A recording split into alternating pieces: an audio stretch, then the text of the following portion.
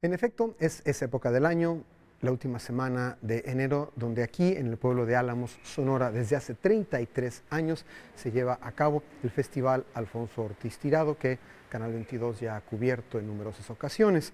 En esta ocasión, nuestra cobertura inicia con la primera noche de gala, la noche inaugural, que asumo que resultará ser en el análisis final la noche estrella. Se presentó en recital con piano la enorme mezzosoprano letona Elina Garancha. El recital fue absolutamente espléndido, como era de esperarse, y no voy a abundar mucho en él por dos razones, porque ya hablamos de ello aquí en Noticias 22 y porque el programa que cantó aquí fue muy similar, casi idéntico al que cantó allá en México, así que no me voy a detener en eso. Sin embargo, lo interesante del caso es que aquí en Álamos, Elina Garancha habló en exclusiva para Noticias 22. Vamos a escuchar lo que tiene que decir, porque hay cosas muy interesantes sobre su repertorio actual, sobre el repertorio que está preparando y sobre lo que está pasando en general con los roles y las músicas que está cantando o no cantando.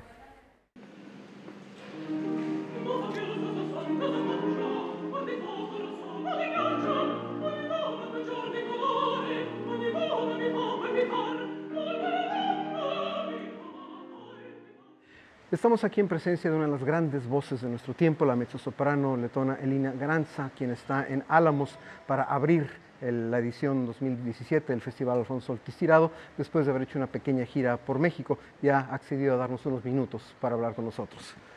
Welcome and thank you for your time. My pleasure.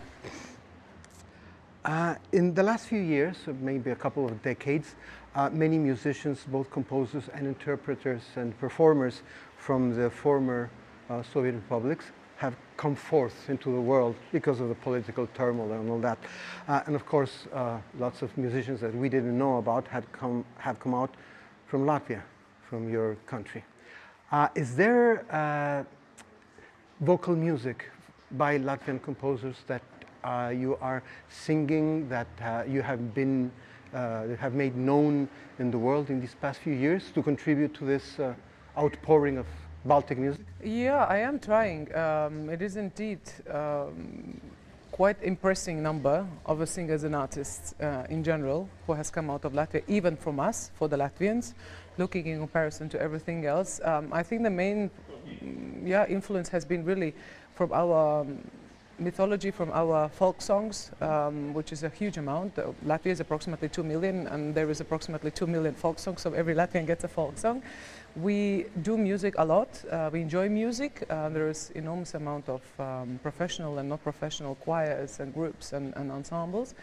And it is very important, of course, for us Latvians in the world to give respect, and I do try to perform it, that there is a couple of lead composers like Jānis Mediņš and Jāzeps Vītos, Alfreds Kalniņš, some of them are founders also of Latvian National Music Academy, whose songs I have been already performing in Musikverein Viera, for example, or in Schubertiade.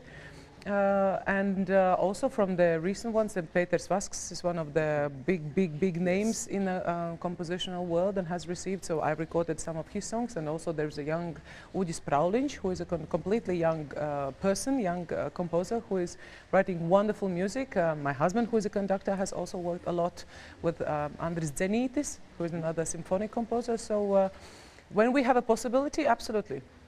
Mm-hmm. Good. Now let's come back to opera.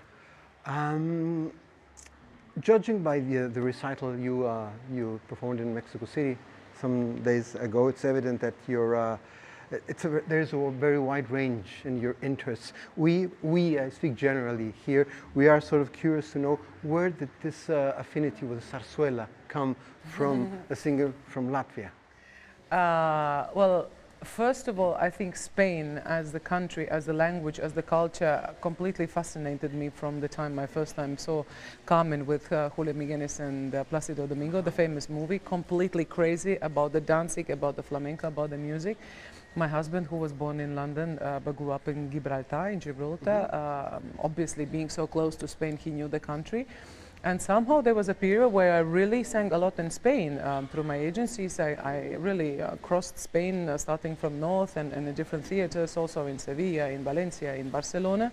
And I was also very interested of new repertoire, not to always sing the Carmen and always sing Dalila and Mozart. So I just thought, okay, what could be interesting? And I saw that German operetta had or has still a very great success in our concerts, and I thought, why not something more exotic? And once I opened the scores and once I started to listen, I just fell in love. Obviously, Teresa Berganza is one of the great examples of promoting this music, and Victoria Los Angeles, so those probably two were my guiding lines of researching and picking up some concrete pieces.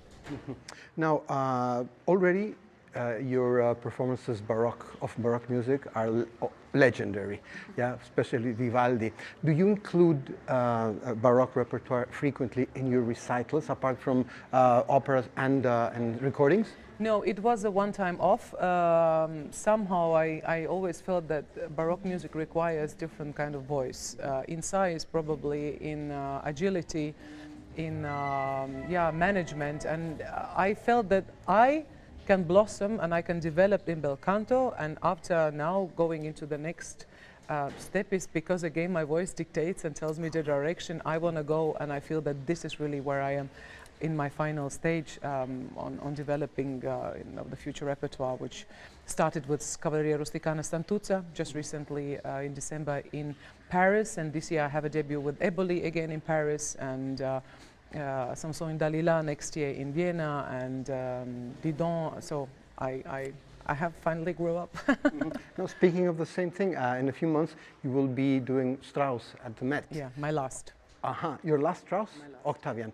How come? Are you? Is your voice taking you into another direction, or is it just a preference? You know what? I always have to be convinced that the role I'm playing I can justify, vocally, physically, emotionally, acting-wise. And when I see myself that I have outgrown of that part, it's time to let it go. But I also believe in a certain circles going in life, and it's actually very, very interesting that Octavian in Rosenkavalier is 17 years old and 2 months. So 17 years old and 2 months. And in May this year, it's going to be my last performance on 13th of May, and it's going to be exactly 70 years and 2 months since I have this role in my repertoire, because I debuted with it in Meiningen in 2000 in March. So it's a role you know. I know for a long time, and I think for myself that I kind of exhausted it for me and for the character, and I need new challenges. I get bored, I have to admit, I get bored quite easily, and I need new Mount Everest. I need to move new developments. I need new challenges for me, you know, something that is exciting, untried, something which scares me maybe even a little bit, but I like that. I need it. Good. And finally, since you are letting go of Octavian pretty soon, who are you adopting next? Well, the boys, I think, are really disappearing, and after playing them for nearly 15, 17 or 20 years, it's nice that I'm not running after the girls anymore, but the boys are running after me.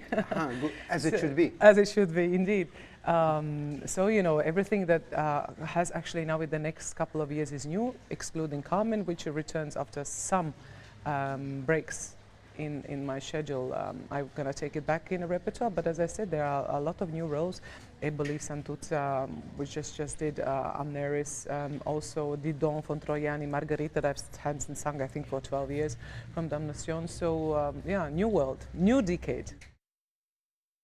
Ahí está pues el testimonio que Elina Garancha ha dado para Noticias 22 con respecto a su participación en el Festival Alfonso Ortiz Tirado, pero mucho más importante con respecto a su carrera, el punto de su carrera, su repertorio, sus preferencias. En vista de lo que hemos escuchado, yo no podría añadir nada sin un par de recomendaciones, que son en realidad una recomendación.